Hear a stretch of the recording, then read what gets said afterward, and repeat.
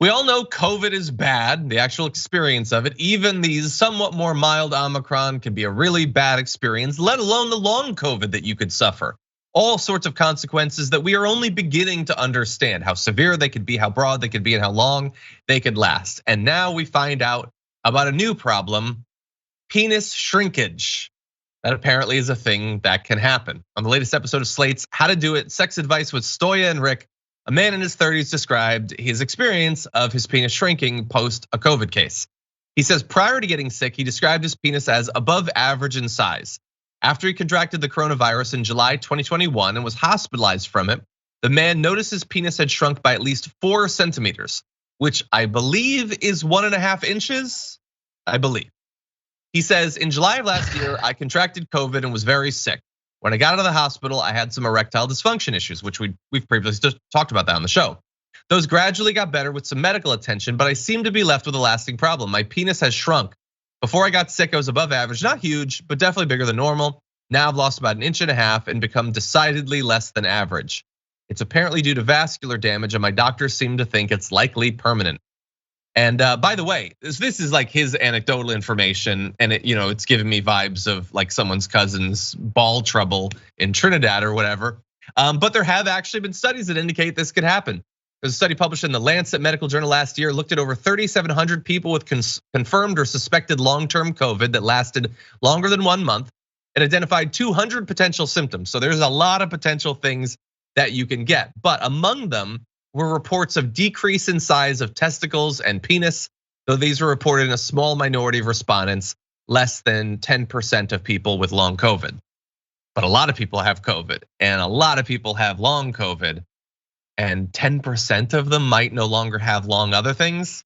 I don't know. I don't know if I'd wanna roll the dice on that, Brett. I believe what you were looking for is everyone's worried about long COVID, but now we gotta worry about short COVID, dun dun, because it's a penis length joke, and it is. Some people like a big pee-pee. I think that's the problem we should be hacking right now. No, here's the conspiracy theory I like, is that people like Tucker Carlson, known steroid takers like Joe Rogan, they all are encouraging people to basically go out there and don't get vaccinated and roll the dice with COVID. Why? Is it because they're for personal freedoms, or is it because they have tiny, tiny peepees and they found a way to make their size relative to the average go up and up and up? I could either be confident with what I have, or I could make everyone else's wieners smaller. Signed with love, Joe Rogan. Right, it's the great shortening. That's what it is. By the way, I have to give credit to your wife in the chat for coming up with schlong COVID. Schlong COVID, that'll do it. Jesus. Anyway, I will admit, I briefly thought when I first read the anecdotal thing from Slate, like when you're like very publicly being like, my penis has been shrunk from COVID before. I mean, I was great, like not like huge, but I was really good. But now it's very much because of this. It seems sort of self-serving, but this study seems to indicate that it could be happening. And again, don't accept just any one study, but as people are saying, like the issues with erectile dysfunction, that's been popping up in multiple studies during the pandemic. So, by the way, we have more information. I think the problem with erectile dysfunction is things not popping up, John. Done.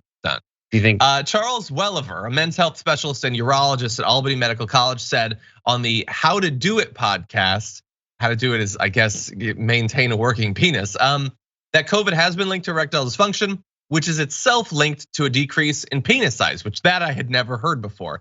He says probably every guy that has significant ED probably gets some shrinkage. We see that particularly in guys after they have their prostate out for cancer and have zero erection for 6 to 12 weeks, they all get shrinkage. So yeah, it's a possibility that it's connected to that. But again, look, we mentioned this because we've tried to be pretty all-encompassing in our coverage of COVID over the past year and a half, but also it's funny, titillating, and tragic, but also just hoping that like something will get through. Like if the erectile dysfunction stuff wasn't enough, and I really thought at some points that it might be enough to get through to some conservative guys, surely shrinkage could do it. Who wants to give up an inch and a half? Random conservatives around the country? Okay, let's see, let's find out together. Brett, final thoughts? None I care to share. They're all disgusting. You said your working penis. It's like I have frictional unemployment. I'm not. Anyways. Jeez.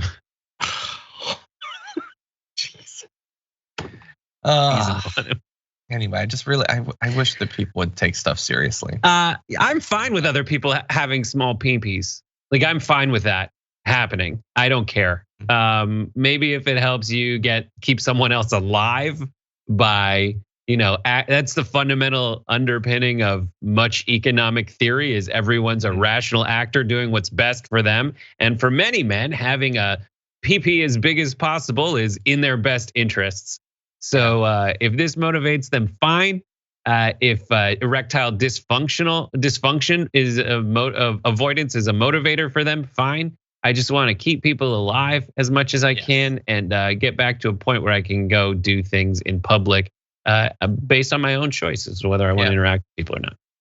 Yeah, and I would finally say, yes, I too want to keep people alive, but also I want them to have the best quality of life possible. So while the topic is inherently a little bit like makes you giggle or whatever, like if millions of people are going to be suffering erectile dysfunction or whatever effect having a prematurely shrunken penis would have, that's not good. That's bad. Like people's quality of life, their sexual satisfaction is an important part of their satisfaction with their life generally. I don't want these negative things. And we joke a little bit, but they're fundamentally not joking matters. So please take it seriously. Please get vaccinated.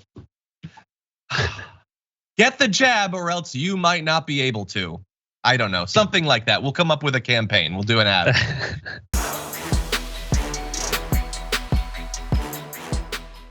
For more political news breakdowns, interviews, stories of activism, and me trying my hardest to care about the occasional big celebrity news story, subscribe to our YouTube channel at youtube.com/The Damage Report. And you can ring the bell wherever it is so you don't miss anything.